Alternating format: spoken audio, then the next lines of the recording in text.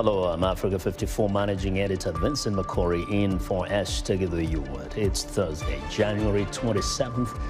This is Africa 54.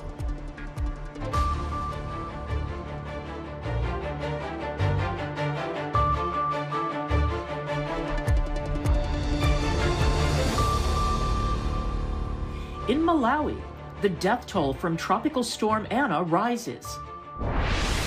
Floods wipe out livestock in northern Kenya.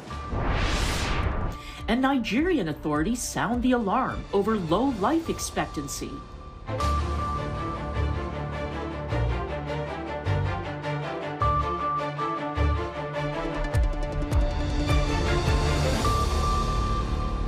We begin our broadcast in southeastern Africa, where authorities say Tropical Storm Anna has killed at least 12 people in Mozambique and Malawi. Officials and aid agencies are still assessing the damage from a powerful storm which swept through the region early this week. Clara Frank has more. The road out of Chikwawa in southern Malawi is now broken. The bridge is just one casualty of Tropical Storm Anna, which has also destroyed homes and taken lives. It's swept through southern Africa since making landfall in Mozambique on Monday. Authorities in Mozambique and Malawi say at least 12 people have died, though officials and aid agencies are still assessing the full impact. 3 of those deaths were in Chikwawa. Noria Kananji is a resident. At first, we experienced a heavy storm that took away the roof. 4 houses around here were destroyed. And this cyclone has done big damage. All my property has been destroyed.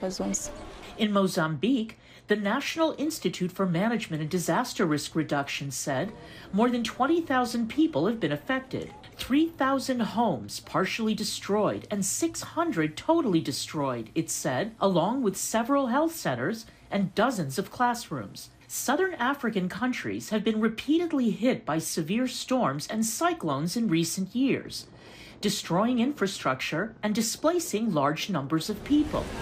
Experts say the storms have become stronger as waters have warmed due to climate change, while rising sea levels have made low-lying coastal areas vulnerable. Clara Frank, Washington. In East Africa, once-in-a-generation flooding has left much of the region in northern Kenya known for its low trees, shrubs and bushes littered with the carcasses of goats and sheep. Now the herders who depend on them are struggling to eat. Olivia Chan has more. Carcasses of goats and sheep litter the scrubland of northern Kenya. This devastation has been wrought by once-in-a-generation floods. Torrential rains were accompanied by colder than normal temperatures and sharp winds ripping through the normally semi-arid grazing land. Herder Guyo Gufu lost all 350 of his goats. First of all, these goats were my only means of survival. I have camels, but I don't know where they are. I don't know if they are dead or alive. The Kenya Meteorological Department said parts of Marsabit County experienced 90 millimeters of rain in just one day last week. The last time the area was hit by similar rains was 1998. In just one area of Marsabit, herders lost around 20,000 goats and sheep. That's according to Roba Koto, the top official in North Hall constituency. He said the storm and floods followed a drought which had left livestock weakened. The percentage number of animals that have succumbed as a result of drought, we made an assessment, is almost 40%. The remaining balance, 90% of the remaining balance have succumbed to this rainfall. The drought had already made the animals unsellable and left more than 2 million people in the region struggling to eat. U.S. government agency, the Famine Early Warning Systems Network, said it was the 3rd straight season of poor rains in eastern and northern Kenya, where pastoralism is a main source of income. Experts say climate change is expected to increase the frequency and severity of such droughts. Well, that was Olivia Chan of Reuters reporting. Now on to West Africa, where the junta that has overthrown Burkina Faso's government is warning ex-ministers not to leave the capital or obstruct its military officers during talks over how to return to democratic elections, that's according to a local politician. The military officers, who were calling themselves the Patriotic Movement for Safeguard and Restoration, ousted President Roch Kabore on Monday, blaming him for failing to contain worsening violence by Islamist militants. The junta says it will propose a calendar for a return to constitutional order within a, quote, reasonable time frame. But it has not elaborated on its plans for a transition. The junta's leader is Lieutenant Colonel Henry Paul Damida. Now, Ugandan President Yoweri Museveni says he wants to curb borrowing and boost exports in areas such as meat and dairy as the East African country lifts its restrictions triggered by the coronavirus pandemic. David Doyle reports. At his private farm, Uganda's President Yoweri Museveni is admiring his herd. And it's cattle that forms part of how he wants the East African country to grow as it recovers from the global health crisis.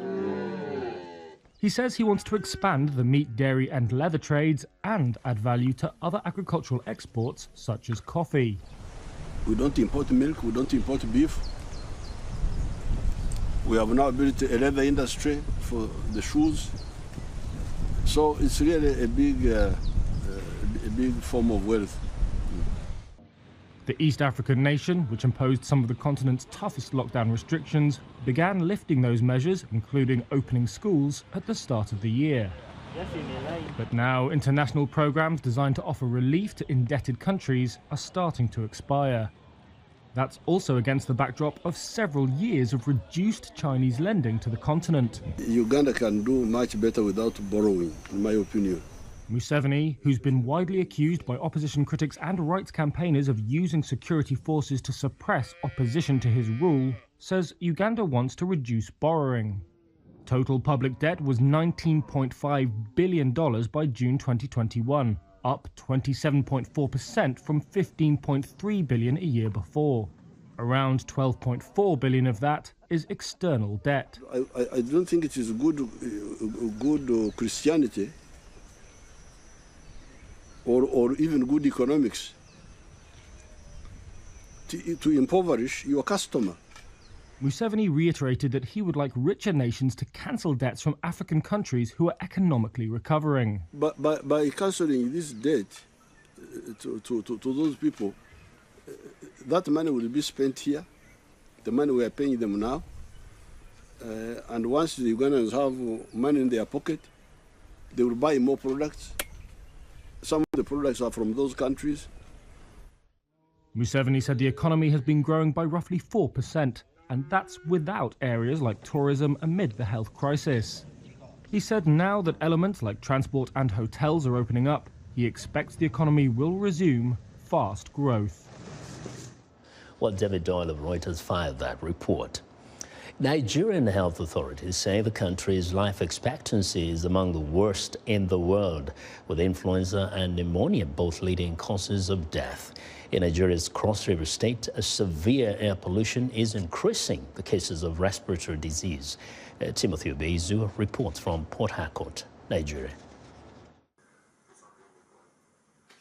Before leaving for work each day, Port Harcourt resident David Toluadamu wears his face mask to filter out the sooty, polluted air. Constantly on a daily basis, year in, year out, we have issues with black soot. We breathe in this harmful substance day in, day out in our sleep, while we walk, when we exercise.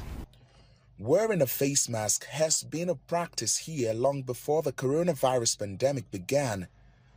That's because the air in this Nigerian city has long been polluted by the activities of illegal oil refiners, flaring gas, and tire and refuse burning. Health authorities say the soot in the air is increasing respiratory ailments in the state, some 23,000 cases in the last 5 years. State authorities have begun addressing the problem in the affected areas, says a local government head. The actions is not affecting our health. We won't bother. We are the ones here. We are the ones dying. We are the ones feeling pain. I am here every day in Yoweri local government. Sometimes I open my door, everywhere is turned dark. Meanwhile, it's supposed to be sunshine. Nigerian health authorities say the country's life expectancy at 54 years is among the lowest in the world. Respiratory illnesses such as influenza and pneumonia are a leading cause of death. Globally, almost 300,000 people died from these illnesses in 2018, according to WHO estimates cited by the group World Life Expectancy. Rivers State authorities blame soot pollution for worsening the problem, and since the start of this year have cracked down illegal refinery operators. More than 20 illegal refiners have been arrested and their bases shut down. But critics accuse state authorities of not doing enough to curb pollution. The government is only interested in the proceeds of the oil and gas, but they are not interested in the people. They are not interested in the environment. For now, River State authorities say they will continue their crackdown on illegal refineries while looking for other ways to keep residents safe from the soot. Timothy Obiezu for VOA News, Port Harcourt, Nigeria. Now, some uplifting news. The Atlanta-based Carter Center is making dramatic progress in the eradication of Guinea Worm disease. Viewers Ken Farabal reports that if the remaining endemic countries in Africa, that is Chad, South Sudan, Mali, Ethiopia, and border areas of Cameroon, rid the parasite completely, it would become the first disease in human history eradicated through prevention and not vaccination. As he faced the world during a 2015 press conference, grappling with a potentially fatal cancer diagnosis, former U.S. President Jimmy Carter said he had one more goal to fulfill. I'd like for the last guinea worm to die before I do. Over 6 years later, Carter, now 97, has battled through brain cancer and other health setbacks to see his Carter Center mark a historic milestone in the fight to rid the world of the once neglected tropical disease the global nonprofit began dedicating resources to fighting in 1986. We are pleased to mention that there are only 14 human cases in the world through the end of 2021, and no logs so far in 2022. That's the lowest number of recorded cases in human history, says Adam Weiss, the director of the Carter Center's Guinea Worm Eradication Program. The milestone places the effort close to being only the second disease ever eradicated. So every year, more than 3 million people were suffering from guinea worm. And today, to be able to say only 14 human beings on a planet of, almost 8 billion people is just remarkable. Remarkable in part, says Weiss, because the 14 cases in 2021 is also a 48% drop from the previous year, a time when the world has been dealing with the coronavirus pandemic. The national programs have remained almost entirely operational throughout the pandemic. Weiss says much of the guinea worm eradication effort in endemic countries isn't staffed by foreign nationals, but instead relies on local villagers and community members to manage prevention efforts at local water sources. We built a formidable force at the community level. We ensure that we have a program which is anchored within the structure of the community. And we work every day to ensure there is ownership at the community level. McCoy Lagora is the director of the guinea worm eradication effort with the Ministry of Health in South Sudan, a country that at one point accounted for almost 80% of global infections.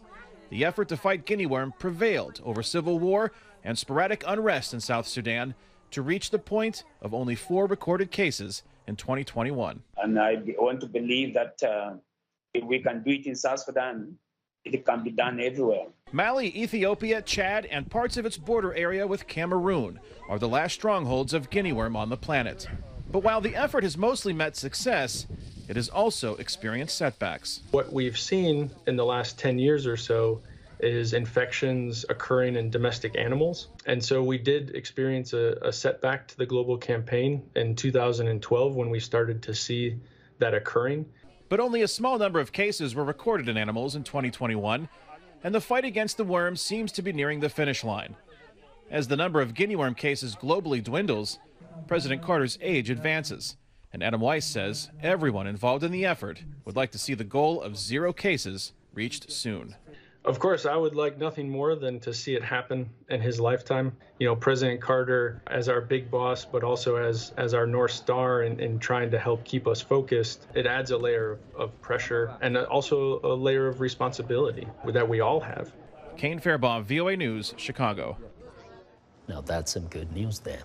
New studies in Israel and Britain suggest COVID-19 vaccines can reduce the risk of people suffering from long COVID.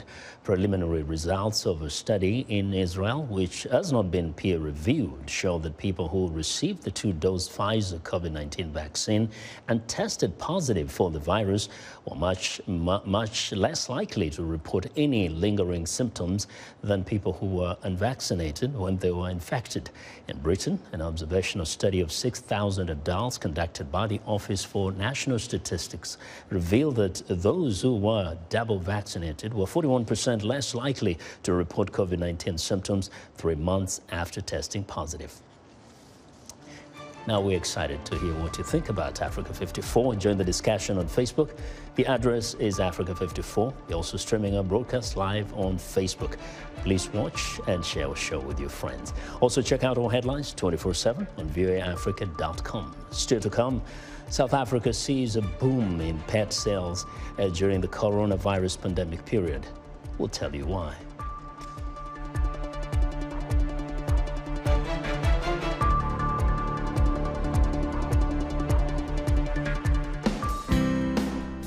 Health, wellness, sport, beauty, medical breakthroughs. Healthy Living cares about your well-being. What are the main health concerns in Africa and around the world? Find out the latest on coronavirus.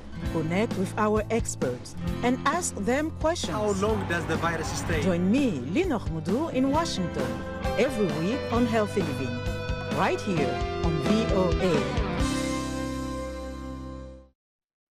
Empowerment and humanity towards a better world. Economic and social progress of every society. Facts and information from key players rather than spectators in politics, business, science and technology. City, rural, educated or underprivileged. We care and we listen to what matters to you. Your voices are our voices. Analysis revealed by the group Transparency International says that the global fight against corruption appears to have stagnated amid human rights abuses and democratic declines in all regions of the world. And Ridgewell explains from London. The Corruption Perception Index ranks 180 countries by their perceived levels of public sector corruption, using data from dozens of sources, including the World Bank. The 2021 report shows that in 86% of countries, there has been little or no improvement over the past decade. Across the world, 25 countries made significant progress in fighting corruption and rose up the index. The only place where we do not see any significant improvement, however, is in the Middle East and North Africa. Several Western democracies have slipped down the rankings, including the United States, Canada, and Australia. This is a wake-up call for many of the countries at the top of the index that they need to take care of their institutions. They need to pay attention to the issue of corruption, because I think it is much harder to build back what you lost than to preserve what you have and improve from there. We have also had the spread of disinformation and of fake news, which weakens, I think, the credibility in one of the most important watchdogs for anti-corruption, which is the media and the press. EU member states such as Poland and Hungary have also seen sharp declines. We have seen a clampdown on press freedom. We have seen also a clampdown on academic freedom, even with some universities having to leave the country. Somalia, Syria, and South Sudan, countries riven by conflict, remain at the bottom of the index. while in Mali, perceived corruption has increased following successive military coups. The Philippines, under President Rodrigo Duterte, has also seen a big increase in corruption alongside a crackdown on freedom of expression. Similarly, perceived corruption in Venezuela has sharply increased under President Nicolas Maduro.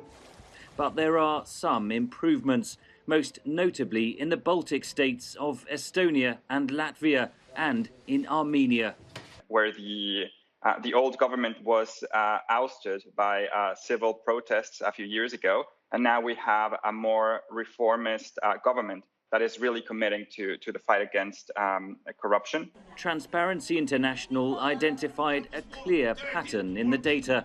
As rights and freedoms erode and democracy declines, authoritarianism takes its place, contributing to even higher levels of corruption. Henry Ridgewell for VOA News, London. U.S. Secretary of State Antony Blinken says the ball is now in Russia's court after the U.S. had delivered its written response to Moscow's stated security concerns over NATO and Ukraine.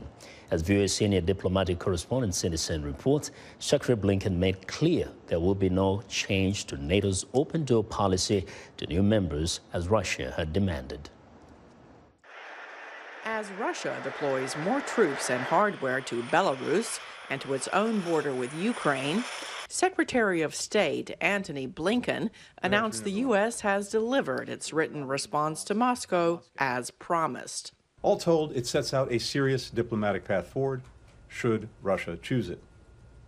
The document we've delivered includes concerns of the United States and our allies and partners about Russia's actions that undermine security, a principled and pragmatic evaluation of the concerns that Russia has raised, and our own proposals for areas where we may be able to find common ground.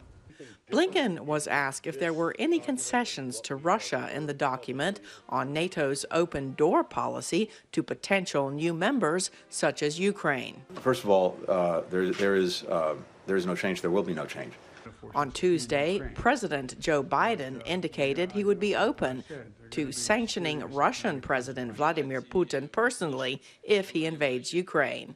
On Wednesday, Blinken elaborated. The steps that we will take together, swiftly, will go directly to things that President Putin cares deeply about, including Russia's ability to engage economically and financially, including its ability to develop technology for the sectors that it cares most about, like defense, like high tech. And as the president said, everything is on the table, and I'll leave it at that. The Kremlin said Wednesday that imposing personal sanctions on Putin would have no effect and would be counterproductive in efforts to lower tensions over Ukraine. But some analysts disagree. They say cutting Moscow off from SWIFT, a high-security network that connects thousands of financial institutions around the world, may be the response Moscow fears the most. Bill Browder is the founder of the Global Magnitsky Campaign. If Russia is cut from SWIFT, as the Americans did with Iran, it would put Russia back into the dark ages economically. And that's a real possibility, and it's something which is being discussed in Washington. And then beyond that, it would be totally reasonable to freeze the assets of Putin's oligarchs, the ones who are holding his money for him, freeze it all over the world. With Russia announcing new military drills Wednesday in the Rostov region bordering Ukraine, a senior U.S. security official said a Russian invasion would trigger sanctions that would include export restrictions of high-tech U.S. equipment in the artificial intelligence, quantum computing, and aerospace sectors. Cindy Sain, VOA News. Well, South Africa is seeing a jump in pet sales during the coronavirus pandemic, and not just for guard dogs, which are common because of a high crime rate there. South Africa's pet shops say in a world of social distancing, people are finding companionship in a range of furry and even slithery animals. Linda Givertesh has the details from Johannesburg.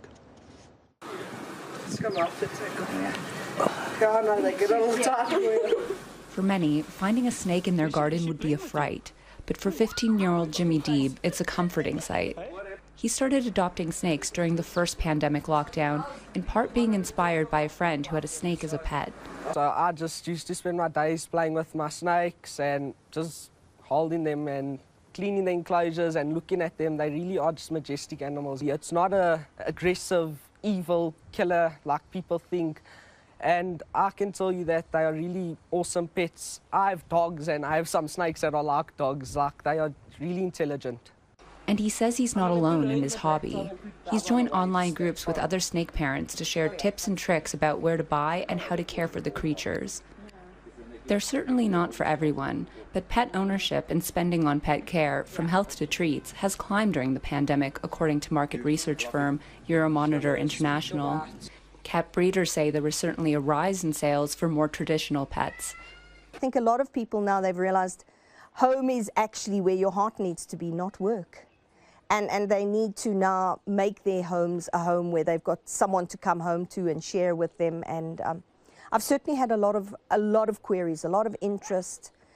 People saying, you know what, I'm lonely, it's time for a companion.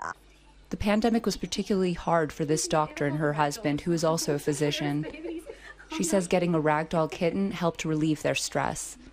Sometimes the unspoken love of a cat, especially after a rough shift where you don't even really want to talk, and you just have someone who just is there, loves you, cuddles you. You know, instantly when you get home and you hold that baby, you just feel, okay, I can breathe. Psychologists agree that pets have therapeutic benefits and that emotional support is increasingly recognized by the public. So we are seeing that there has been very positive shifts that have been made, where there's a lot more narrative around the role of dogs and cats in the household and what they can offer, and our animal companions can be there to provide that comfort and that reassurance during difficult times. While the pandemic has changed perceptions of the role of cats and dogs in the home, Tucker warns economic pressures and job losses are forcing some families to give up their new pets. That's not a concern for Deeb, who anticipates his collection growing. I would like to do that one day, open like my own little reptile zoo, and I also was looking into going into nature conservation and that. So I love nature and animals. Snakes may not be a conventional pet, but they can certainly give you a hug. And through lockdowns, they're great companions. Linda Giftash for VOA News, Johannesburg. Well, cats, dogs, I love them. But snakes? No comment. No comment from me. And that's our show for today. Be sure to watch Africa 54 on our website at voaafrica.com. From all of us here in Washington, thanks for watching.